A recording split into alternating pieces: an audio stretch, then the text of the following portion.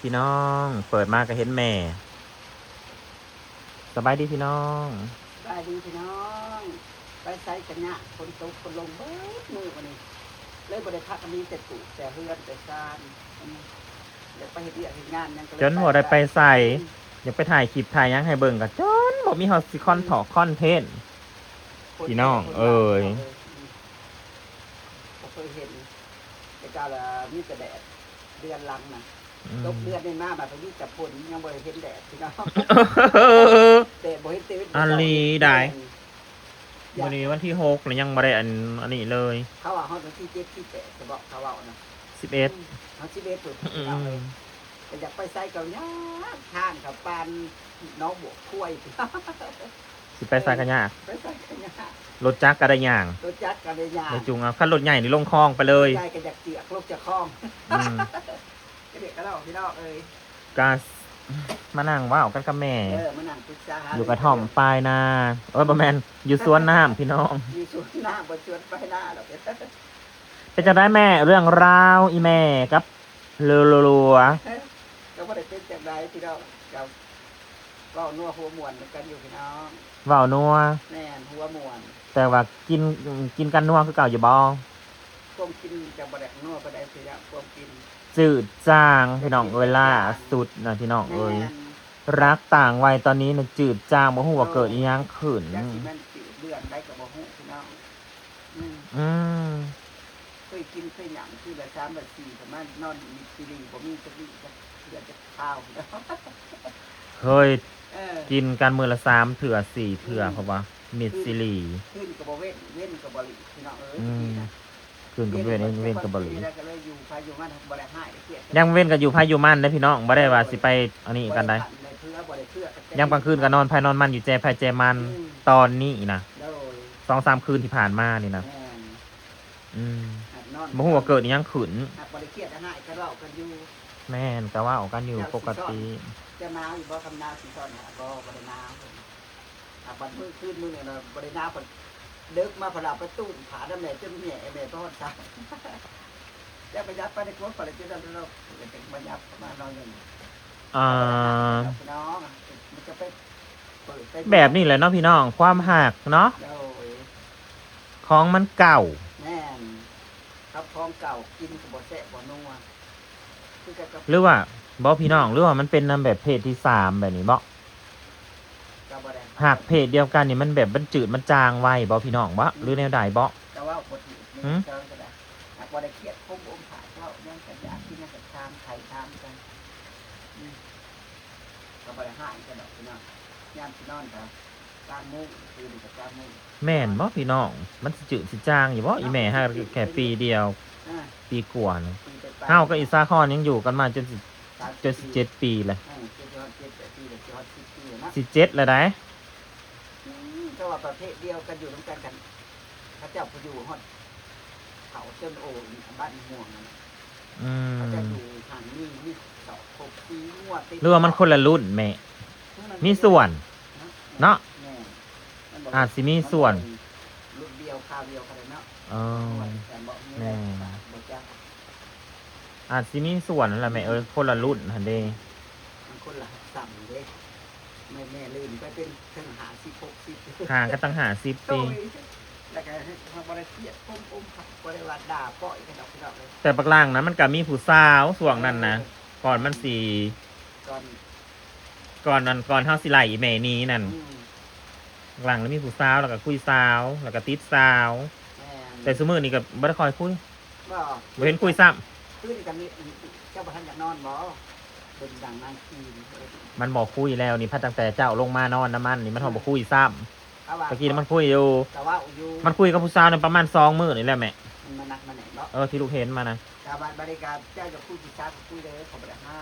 บ อื อก ม มันก็เบิ่งนางคีนซื้อ แล้วเมื่อคืนนี่บักล่างมันว่าเนาะ อ่า เฮาอยู่น้ำกันซื่อๆเนาะมันว่านอนน้ำกันซื่อๆมันว่า อ่าเอานำกันหักแท้ก็คือกัน ก็ หักมันก็บ่ได้เสร็จพิชาเลยละก็เบิ่งนางคีน บ่ได้แสดคันแสดนะมันก็อารมณ์มันก็ต่างนี่ อ่า มันก็อยู่กับจีโน่มันอยู่ไซเดียวนี้ ยักษ์ติดโคมไผ่ผมมีแต่กระเพื่อมเจ็บอยู่เพื่อน มันแดดมันฝน ยักษ์อยู่ตังที่นี่ อ๋อ อ่า มาเดี๋ยวเรา แม่ลูกจะเอาตังหินมาไว้อยู่หน้าเฮือนก่อน หาเงินที่เออ ข้างหน้าดิ จะดี สิบ่ดีกว่าบ่ ดีนะเอาจากนั้นไปข้างนั้นเนาะ อืม จะดีนะ เพราะว่าทั้งหลังนั้นมันยากนะเอามาตั้งไว้นะเทิงหนาดิ นั่นแหละตั้งกินข้างเทิงนั่นแหละก็ยอกถึงเขาบริณักอะไรยอกก็ได้อยู่ตั้งไว้ถ้าจากนั้นก็นั่งเนาะดีได้ ก็ขึ้นไปนั่ง จากอารมณ์ก็คือจัดงานจากอารมณ์ลุมจะดีที่กันแหละ มันจะเป็นตะหน่างกลัว เป็นตะนังใครเป็นอาหารเนาะมีแกนะมีแม่เอาไปเติมก็ดีอยู่แต่ทำไมคนแรกเอาไปเติมกับมันบดฝาบดคนคนเลยมันเปื้อนเปื้อน โอ้ยปะคือว่าอะไรผัดไก่อันบ่ได้อีกครับไปอยู่พุ่นแหละรีอยู่พุ่นข้างหล่างพุ่นเวลาเขาเต้นกันนะยังเต้นอยู่พี่ อันนี้มันเจอ อย่าสะเทือน มันเจอ ของหักซาเขาอยู่ใกล้อย่าเปิดหนวกหู เห็นบอก ผัดมาว่าวยังการพัสิวา พอแอร์จะเปิดตู้แม่ก็ยังเป็นหูดักเลย นะ เนี่ยจะไปยิ้มมาให้ขอหากันเลย เปิดตู้เสียงดัง โตเนี่ยเปิดตู้อยู่เช้าบอกขัดเนาะไปเปิดที่หูไปเลย อืม ไปแรกกับแป้ว้าวเศร้าเลยยิ้มเลยชาเดียน เอ้าว กระดาษจะปาดที่ เปิดมาความเงียบได้ไหม บอกแล้วบอกเงียบ นี่ก็เป็นสตอรี่ของอีเมซอนกับผัวนะพี่น้องนะปัจจุบันนี่กับบอกหอยหวานปันได้จืดจาง แบบจางแห้งพี่น้องเอ้ยแต่ต่างคนต่างบ่ได้เติมบ่ได้เติมความหวานจะสิไปเติมเป็นใดคันเมียสิโดดใส่กับพวกกระโดดหนี้แหละเออ ก็เบี้ยอย่างว่าอย่างเบี้ยเคยว่าเลยโต๊ะพอดี อืม กินละบ้าน แต่ว่านอนน้ำกันถูกคืนทางยังบ่ทันมีหยังกันอีแม่ก็บ่ได้ขึ้นจากบ่ ธรรมดาเลยสมอง ก็ขึ้นอยู่ บ่ได้ติดกระไดติดรู้ติดเราทั่วบ่ได้แบบนั้น อ๋อก็ตามใจผัว ตามใจผัวได้ผัวเอง อืม ตามใจผัว ตามใจมันหั่นแหละแม่เอ้ย แม่ก็บ่ได้หาเ ได้ผัวเด็กน้อยแม่เห็นจำได้แหละ แม่ก็บ่ได้กัดเลยพุ่มบ่ได้จ้างข้าว ก็ดีแหละแม่เอ้ยได้นอนนำกันก็สิเป็นหยังแห่งก็ดี ดีกว่าจะไปนอนอยู่พุ่นมื้อนั่นน่ะนางบอกว่าขอยสิลงมานอนพี่เด้อข่อยนอนบ่หลับนอนอยู่เพื่อนนะข่อยบ่เฮ็ดหน้าเจ้าแล้วข่อยนอนบ่หลับมันก็บ่ได้ตอบไม่ได้นั่งกะฮุบอันนั่งกะฮุบลงมานอนอยู่พี่คือเก่า แล้วก็แล้วเจ้าเป็นยังอันเคยเป็นคนแม่เป็นรักแต่เจอนอนเจ้าก็เตรียมนอนให้เพื่อนบนรักเขาก็บอกว่ามันรักมันเป็นรักก็แล้วเจ้ามันเป็นยังไงนอนมันเจ้าไปนั่งเรียบไปที่เจ้า อืม มัดรับไปผมมึงให้บอกเวลาจริตนางเบิ่งนางนางจานขอรับผมมึง อ๋อ มักบัวได้แล้วแบบ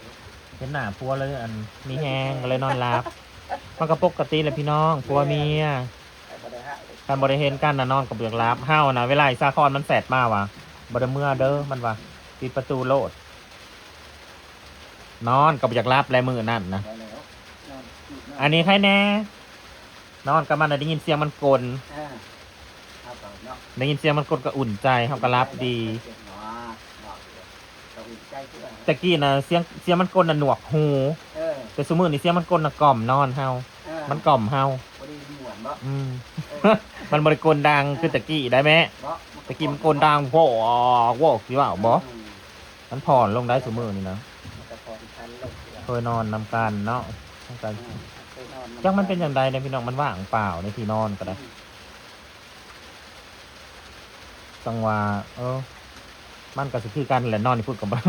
นอนบนรับมันเคยว่าอยู่นอนนี่พูดนอนบนรับว่าซั่นเคยนอนนำกันเนาะถ้านอนบ่ได้นอนเบียดกันได้มันสินอนผ้าห่มมันสินอนอันตุ้มผ้าห่มพื้นเดียวกันอีกได้นอนคนผ้าห่มคนละพื้นนะจ๊ะ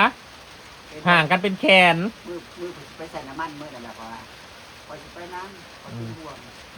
เป็นห่วงเขายังเป็นยังมันวันยันเจ้าเสือพระพระอุ้ยจำคนว่าสิพระยังก็ว่าก็เลยไปก็เป็นเรื่องราวของอีแม่นะพี่น้องเนาะกับผัวค่ะจืดจางถูกมือนี่จ้ะจังได้ก็ฝากเป็นกำลังใจพวกเฮาในเด้อพี่น้อง FC ทุกคนทุกท่านบ่มีคลิปยังให้เบิ่งกะฝากเบิ่งฝากส้มในเด้อเนาะรอคลิปได้ที่มันเป็นตาเบิ่งจังเบิ่งก็ได้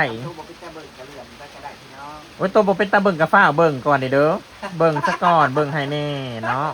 ช้าเบิ่งกิเล็กกินน้อย แม่นอดซาเงื่อนกินขาตางคิง เบิ่งเลยจักหน่อยเพราะดีใจว่า อดซากินลิงตั้งกระต่ายบ่แม่ อ่า อดซาเบิ่งผู้ให้เป็นสะก่อน แม่น ตามสิพ่อผู้หน้าตาดีเพิ่น อ่า โดยพี่น้องขอบใจหลายๆสวัสดีจ้า ส